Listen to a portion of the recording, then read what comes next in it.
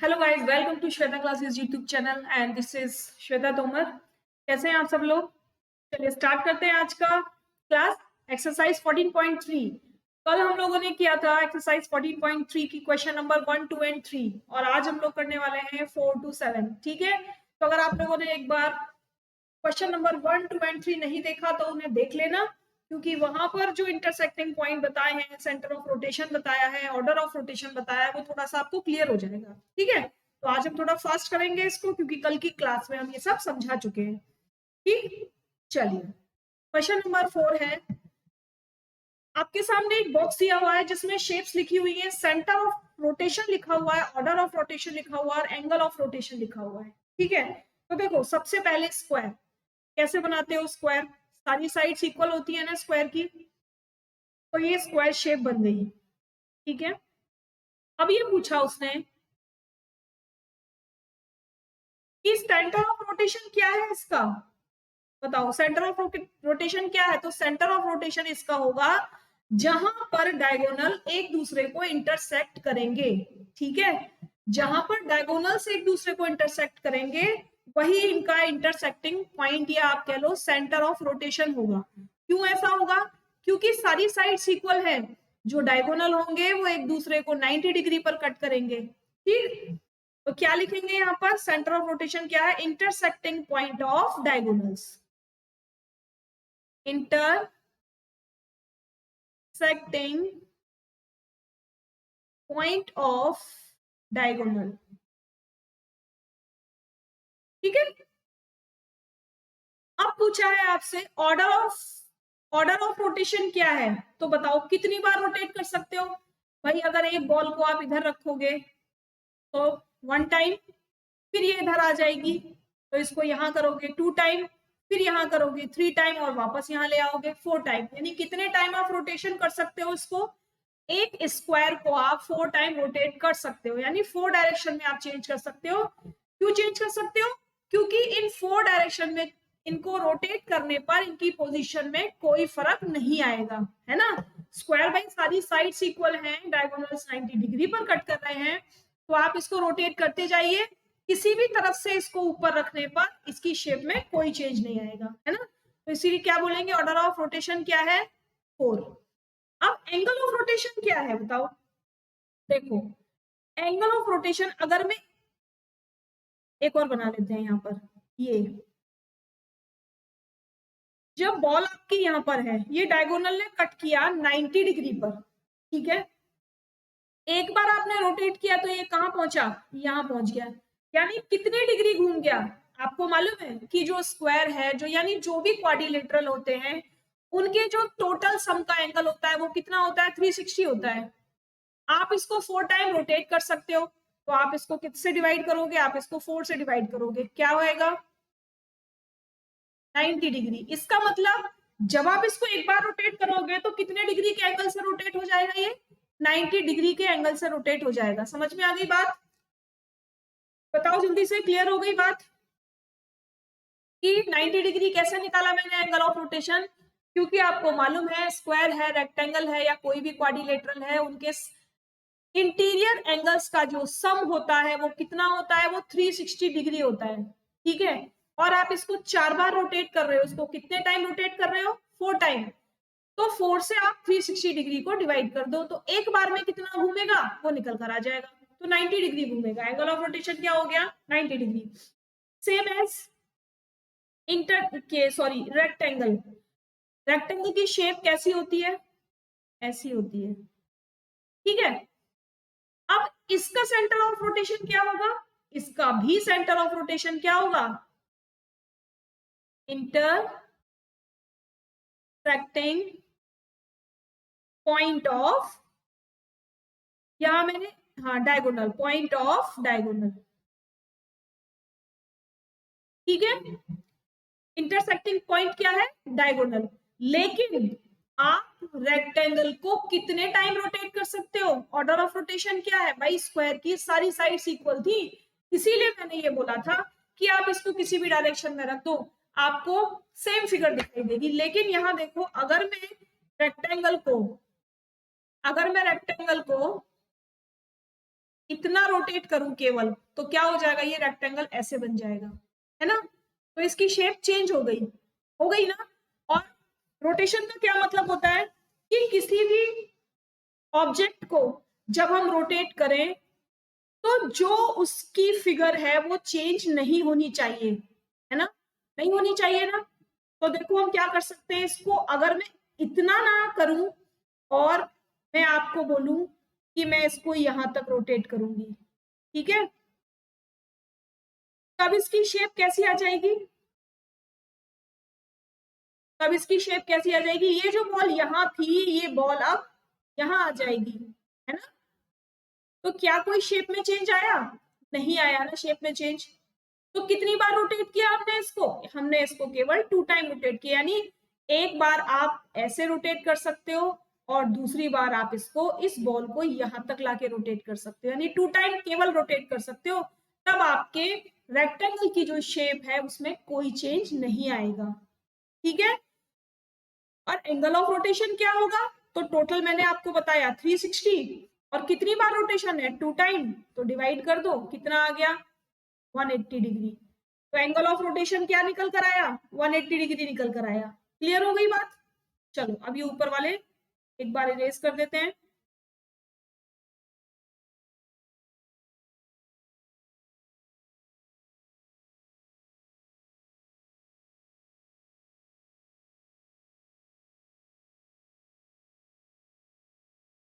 ठीक है, नेक्स्ट देखो, नेक्स्ट क्या है, बताओ भाई जल्दी से, नेक्स्ट क्या है, नेक्स्ट है आपका रोम्बस। और रोम्बस की शेप क्या होती है, काइट शेप होती है रोम्बस, ठीक है, काइट शेप होती है ऐसे। तो इंटरसेक्टिंग पॉइंट इसका भी क्या होगा, भाई जब आपके डायगोनल है इसमें और वो डायगोनल कहाँ कट कर रहे हैं, डायगोनल बिल्कुल मिडल में कट कर रहे हैं और 90 डिग्री का एंगल बन रहा है, बनता है ना। तो इंटरसेक्टिंग पॉइंट क्या हो जाएगा, इंटरसेक्टिंग पॉइंट ऑफ डायगोनल ही हो जाएगा। अब यहाँ पर ऑर्डर ऑफ रोटेशन क्या होगा बताओ, सोचो जल्दी से, ऑर्डर ऑफ रोटेशन क्या होगा इसका, रोम्बस का ऑर्डर ऑफ रोटेशन इसका भी 2 ही होगा, क्यों, क्योंकि जो शेप होती है वो इस तरीके से होती है, ठीक है, एक डायगोनल बड़ा होता है, एक डायगोनल छोटा होता है। तो मैं अगर इस पॉइंट को यहां से यहां तक लेकर आऊंगी तो शेप चेंज हो जाएगी, लेकिन अगर मैं इसी पॉइंट को यहां से लेकर आऊंगी यहां तक तो शेप चेंज नहीं होगी, क्यों, क्योंकि ये वर्टिकली अपोजिट हो जाएगा, ऊपर वाला नीचे और नीचे वाला ऊपर हो जाएगा, तो शेप में कोई चेंज नहीं आएगा, है ना। तो कितनी बार ऑर्डर ऑफ रोटेशन क्या हो गया रोम्बस का, 2, ठीक है। जब ऑर्डर ऑफ रोटेशन 2 हो गया तो अब कितने डिग्री के एंगल से रोटेट होगा, वही 180 डिग्री के एंगल से रोटेट होगा। क्लियर बात। चलो नेक्स्ट देखो, इक्विलेटरल ट्राइंगल। इक्विलेटरल ट्राइंगल मतलब जिसकी सारी साइड इक्वल होती है, ऐसे बनेगा, ठीक है। इसका भी सेंटर ऑफ रोटेशन क्या होगा, डायगोनल होगा, क्यों, क्योंकि यहां भी तो मिडल से ही जा रही है तीनों लाइनें, है ना, डायगोनल्स बन रहे हैं ना, इसमें भी मिडल से जा रही है तीनों लाइनें, तो इसीलिए आप क्या लिखोगे, इक्विलेटरल ट्राइंगल का भी इंटरसेक्टिंग पॉइंट क्या, सॉरी इसका इंटरसेक्टिंग पॉइंट डायगोनल नहीं होगा, हाँ मिडिल मीडियन होगा, इसका इंटरसेक्टिंग पॉइंट क्या होगा, मीडियन होगा, क्योंकि मिडल से जाएंगी भाई, ये काटेगी तो यहां तक जाएगी, ये काटेगी तो यहां तक जाएगी और ये काटेगी तो यहां तक, यानी हर सामने वाली लाइन अपनी बेस लाइन को 2 इक्वल पार्ट में डिवाइड करेगी, और जब कोई लाइन किसी ट्राइंगल में अपने सामने वाली बेस लाइन को 2 इक्वल पार्ट में डिवाइड करे तो वो उसका मीडियन होता है, ठीक है। तो इसीलिए इंटरसेक्टिंग पॉइंट क्या हो जाएगा, इंटरसेक्टिंग पॉइंट ऑफ मीडियन, ठीक है, मीडियन हो जाएगा। नेक्स्ट देखो, ऑर्डर ऑफ रोटेशन कितने होंगे भाई, ये ट्राइंगल है, अगर एक बार यहां आएगा, एक बार यहां आएगा, एक बार यहां आएगा और फिर डायरेक्ट वहां पहुंच जाएगा, तो तीन बार जब हम इसको रोटेट करेंगे तो तीनों बार रोटेशन पर इसके फिगर में कोई चेंज नहीं आएगा, क्यों, क्योंकि ये इक्विलेटरल है, सारी साइड्स इसकी इक्वल है, सारे एंगल्स इसके इक्वल है। तो कितनी बार रोटेशन होगा, ट्राइंगल है तो 3 टाइम रोटेशन होगा, और जो ट्राइंगल के इंटरनल इंटीरियर जो एंगल्स होते हैं उनका सम कितना होता है, बहुत बार बताया मैंने, 180 डिग्री होता है। ठीक है, एंगल ऑफ रोटेशन क्या है, ऑर्डर ऑफ रोटेशन क्या है, 3, तो 3 से इसको डिवाइड करो। एक बार डिवाइड करने पर कितनी बार डिवाइड हो जाएगा, 60 डिग्री के एंगल पर ये रोटेट करेगा। कितने डिग्री पर, 60 डिग्री के एंगल पर। ठीक है, क्योंकि 60 प्लस 60 प्लस 60 कितना होता है, 180 डिग्री होता है ना। ठीक है, समझ में आ रही है ना बात। अब देखो रेगुलर हेक्सागन, रेगुलर हेक्सागन की शेप कुछ ऐसी होती है और ये सारे डायगोनल एक दूसरे को, भाई डायगोनली कट होगा, है ना, तो इंटरसेक्टिंग पॉइंट क्या हो जाएगा, इंटरसेक्टिंग पॉइंट इसका डायगोनल्स हो जाएगा। Intersecting point of diagonal, clear. अब ऑर्डर ऑफ रोटेशन इसका कितना होगा, 6 साइड्स है, रेगुलर हेक्सागन है, सारी साइड्स इक्वल है, तो 6 बार आप उसको रोटेट कर सकते हो ना। 6 बार रोटेट करोगे तो इसकी शेप में, साइज में कोई चेंज नहीं आएगा, है ना। तो कितने टाइम्स रोटेट कर सकते हो आप इसको, 6 टाइम रोटेट कर सकते हो। ठीक है, और इसका एंगल ऑफ रोटेशन क्या हो जाएगा, इसका एंगल ऑफ रोटेशन हो जाएगा 60। क्यों हो जाएगा, भाई मैंने आपको बताया ट्राइंगल का जो इंटीरियर एंगल होता है टोटल 180 डिग्री, क्वाड्रिलेटरल का कितना होता है, क्वाड्रिलेटरल का होता है 360, और पेंटागन का कितना होता है 540, तो हेक्सागन का कितना हो जाएगा 720। अब 720 को 6 से डिवाइड कर दो, 720 को 6 से डिवाइड करो, 6 1 जा 6, 6 2 जा 12, नहीं 160, 720 नहीं होता इसका मतलब। एक बार देख लेते हैं कि n-2 इंटू 180 और 6 - 2 इंटू 180, 4 इंटू 180, 0,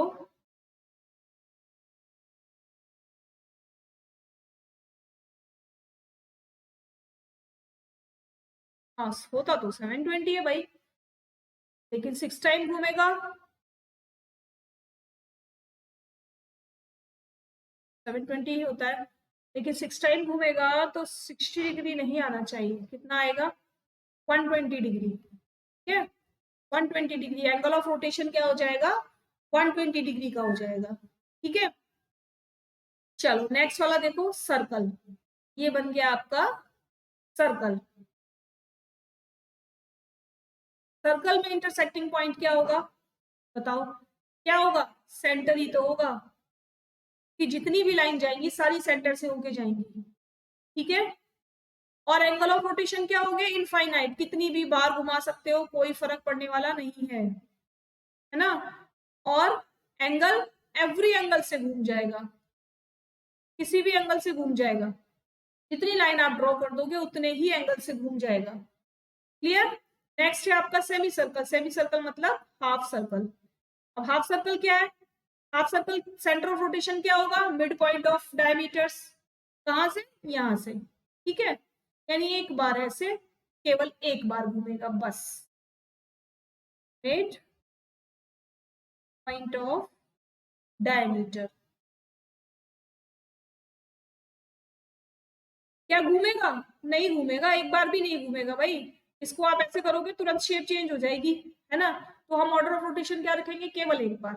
ठीक है, और एंगल कितना होगा, एंगल ऑफ रोटेशन क्या हो जाएगा, तो 360 हो जाएगा। क्यों, क्योंकि यहां से यहां तक आने में कितनी डिग्री है, पूरा 360 डिग्री है। ठीक है, समझ में आ गया, फुल एंगल बनता है बस। तो फिल हो गई ये टेबल, बताओ समझ में आई या नहीं आई, जल्दी से बता दो। आगे समझ में तो आगे चले, चलिए आगे चलते हैं।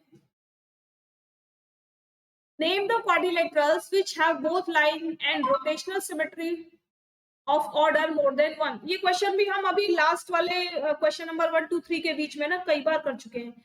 वो कह रहा है कैसे क्वाड्रिलेटरल का नाम लिख दो जिसमें लाइन ऑफ सिमेट्री भी हो और रोटेशनल सिमेट्री भी हो, और जो रोटेशन सिमेट्री है वो एक से ज्यादा बार होनी चाहिए। तो सिंपल आप क्या बना दो, आप एक स्क्वायर बना सकते हो, आप एक इक्विलेटरल ट्राइंगल बना सकते हो। ठीक है, तो स्क्वायर बना देंगे और इक्विलेटरल ट्राइंगल बना देंगे। ठीक, अब यहां देखो order of symmetry, line of symmetry ये हो गई। और ऑर्डर ऑफ सिमेट्री में आपको कई बार बता चुकी हूँ कि एक बार यहाँ आएगा, आप इधर घुमाओगे इधर आ जाएगा, फिर इधर घुमाओगे इधर आ जाएगा, फिर इसको इधर घुमाओगे इधर आ जाएगा। नेक्स्ट देखो इक्विलेटरल ट्राइंगल, एक बार बॉल यहाँ होगी, फिर यहाँ से यहाँ घूमेगी, फिर यहाँ से यहाँ घूमेगी, देन फिर से। तो रोटेशन सिमेट्री भी मोर देन वन हो गया और लाइन ऑफ सिमेट्री भी मोर देन वन हो गए। ठीक है, क्लियर? चलो समझ में आ रही है इतनी बात? चलो भाई नेक्स्ट देखो, जल्दी से फटाफट लाइक सब्सक्राइब और शेयर कर लो। उसके बाद हम लोग चलते हैं आगे के क्वेश्चन के लिए। ये मेरा लोगो है श्वेता क्लासेस। अगर वीडियो देखने के बाद आपको वीडियो पसंद आ रही है और आप मुझे ऐसे ही फॉलो करना चाहते हो तो बिल्कुल श्वेता क्लासेस यूट्यूब चैनल पर डालेंगे तो मेरा ये लोगो नजर आएगा, यहाँ आप मुझे जाकर सब्सक्राइब कर सकते हैं। वीडियो के लास्ट में भी मैंने सब्सक्राइब बटन दिया हुआ है, ठीक है, वहां से भी आप इजीली सब्सक्राइब कर सकते हो। आपकी जो क्लास का टाइम है वो 1:30 PM है,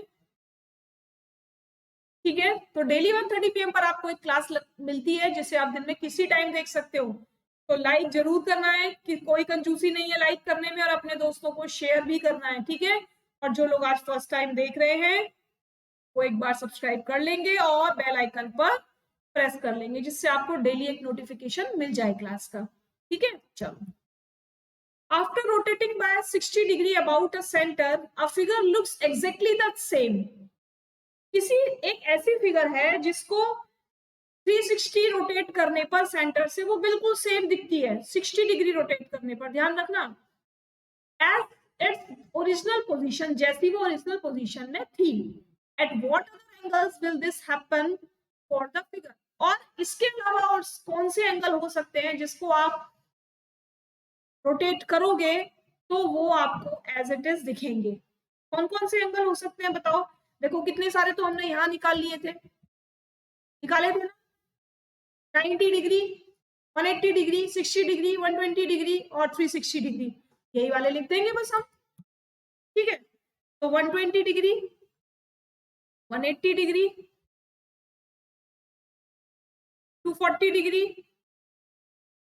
300 और 360 डिग्री, ये सारे एंगल ऐसे हैं कि इन एंगल से अगर कोई शेप बनाई जाए तो आपको जो शेप मिलेगी वो बिल्कुल एग्जैक्ट अपनी ओरिजिनल पोजीशन जैसी मिलेगी, ठीक है। तो एक लाइन लिख लो भाई, छोटी सी लाइन लिखनी भी पड़ेगी, the other angles are,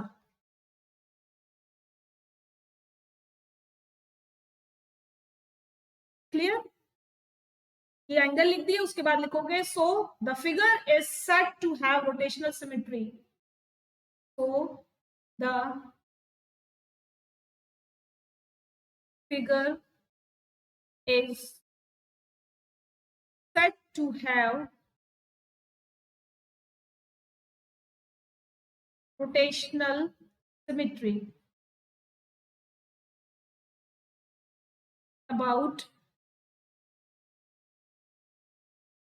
the same angle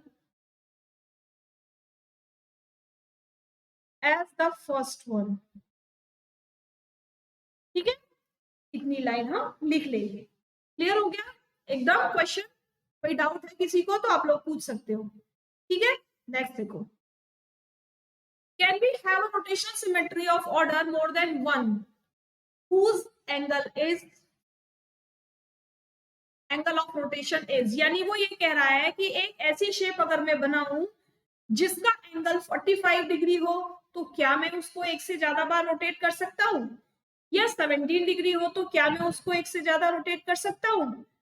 तो क्या लिखेंगे 45 डिग्री के लिए? क्या लिखेंगे 45 डिग्री के लिए? Yes, we can have rotational symmetry of order more than one whose angle of rotation is 45। क्या लिखेंगे? Yes, we can have rotational symmetry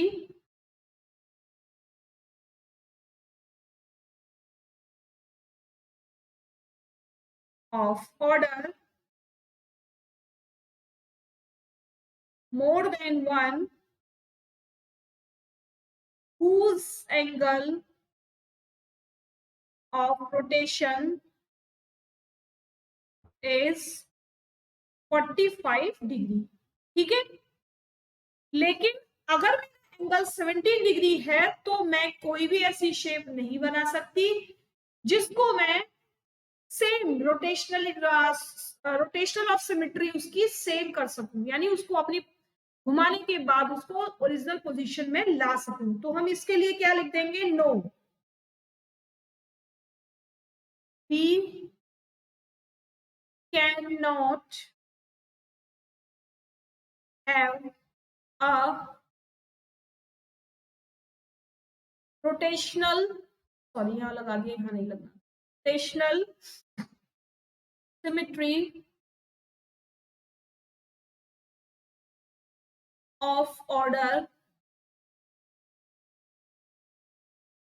more than one whose angle is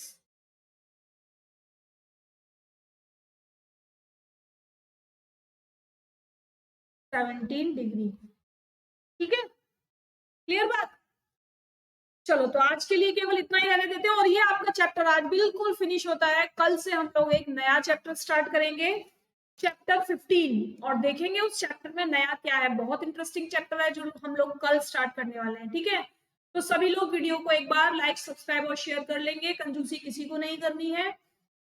subscribe का button सबको पता है ना, जो रेड कलर का button है उसको ग्रे कलर कर देंगे, और जो लाइक का बटन है यानी जो थम्स का बटन है उसको क्या करना है, उसको भी ब्लू से ग्रे कर देना है। ठीक है, चलो कमेंट करना किसी को भी नहीं भूलना, सभी लोग कमेंट करके मुझे बताएंगे वीडियो कैसी लगी आपको।